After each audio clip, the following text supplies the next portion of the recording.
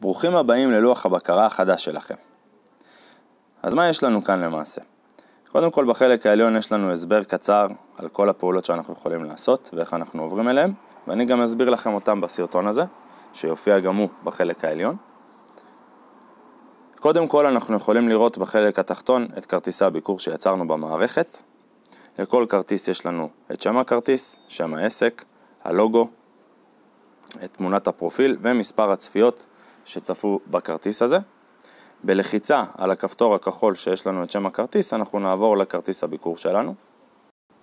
ודבר מאוד מאוד חשוב שאפשר לעשות כבר עכשיו, זה לשמור את כרטיס הביקור לדף הבית. בשביל לעשות את זה אנחנו נלחץ בכרום על 3 הנקודות, ונלחץ על אוסף למסך הבית. ברגע שאנחנו נלחץ על אוסף, הכרטיס יתווסף לנו לדף הבית שלנו, ובואו נראה איך זה נראה.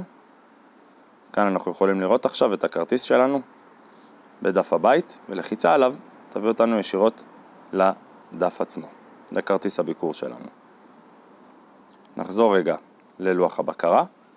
גם את לוח הבקרה חשוב לשמור בדף הבית, ולכן גם כאן אנחנו נלחץ על 3 הנקודות, נלחץ על אוסף למסך הבית ואוסף, וגם הוא יופיע לנו במסך הבית של הפלאפון. נעבור לתפריט שלנו ונראה מה בדיוק יש לנו כאן.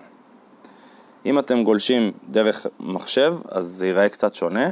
לא יהיה לכם את התפריט בצד ימין עם 3 הפסים האלה, לא פשוט יופיע לכם בצורה מאוזנת, ותוכלו לנווט בו.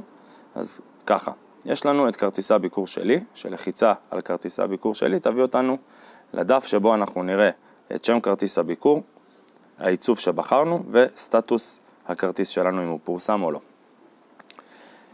לחיצה על החלק האפור, איפה שרשום ארוך, לחץ כאן כדי לערוך את הכרטיס, אנחנו נלחץ עליו ויפתח לנו למעשה כל הפרטים שיש לנו בכרטיס ונוכל לשנות אותם, נוכל להחליף תמונת פרופיל, נוכל להחליף את הלוגו שלנו. את הלוגו לא רואים כרגע בגלל שזה לא לוגו לבן, כי הרקע שבחרנו לכרטיס הביקור הזה הוא שחור, אז לא ניתן לראות אותו כאן. אנחנו יכולים לשנות את המייל, את הטלפונים, ליצירת קשר, ממש כל הפרטים שהזנו במהלך יצירת כרטיס הביקור ניתנים לשינוי כאן. את עיצוב הכרטיס אנחנו יכולים להחליף כאן. יש לנו מספר עיצובים, יתווסף גם בקרוב דרך לבחור ולשנות את העיצוב בצורה נוחה. כמובן שזה יופיע לכם בלוח הבקרה, איך אתם משנים את העיצוב. ובסיום אנחנו נלחץ על שלח, וככה אנחנו מעדכנים את כרטיס הביקור שלנו לפי הפרטים החדשים. נחזור לתפריט. יש לנו את ההזמנות. לכרטיס הספציפי הזה לא הייתה הזמנה, כי זה כרטיס דוגמה שיצרתי, אבל כאן יופיעו ההזמנות שביצעתם, כל הרכישות של הכרטיסים שיצרתם.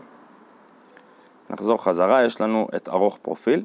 זה פרופיל המשתמש שלנו, שכאן אנחנו יכולים לשנות את כתובת הדואר האלקטרוני שלנו. את שם המשתמש לא ניתן לשנות. את כתובת דואר האלקטרוני אנחנו יכולים לשנות, את שם שבה המערכת תציג אותנו גם אנחנו יכולים לשנות, וכמובן את הסיסמה להתחברות למערכת. בסיום כמובן, לאחר כל העדכונים האלה אנחנו נלחץ על שמור. ויש לנו את כפתור ההתנתקות, לחיצה עליו תנתק אותנו מהמערכת ותחזיר אותנו לדף הבית. אני מקווה שהסרטון עזר לכם להבין את לוח הבקרה. בכל מקרה, לכל שאלה שיש לכם או עזרה שאתם צריכים, תמיד זמין לכם הצ'אט שנמצא כאן למטה בצד ימין, לחיצה עליו ותוכלו ליצור איתנו קשר, ואנחנו נשמח לעזור לכם בכל בעיה שיש. אז שיהיה לכם המון בהצלחה עם כרטיס הביקור החדש שלכם, ונתראה בסרטונים הבאים.